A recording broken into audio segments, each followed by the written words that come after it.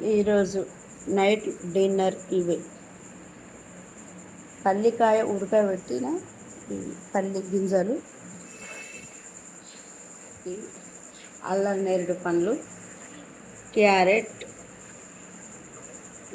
మామిడి పండు, దానిమ్మ గింజలు, కీర,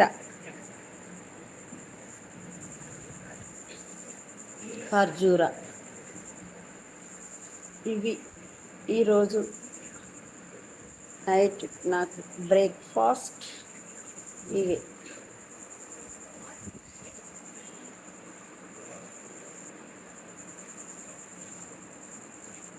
మనసున మనసై బ్రతుకున బ్రతుకై తోడొకరుంటే అదే భాగ్యము, అదే స్వర్గము.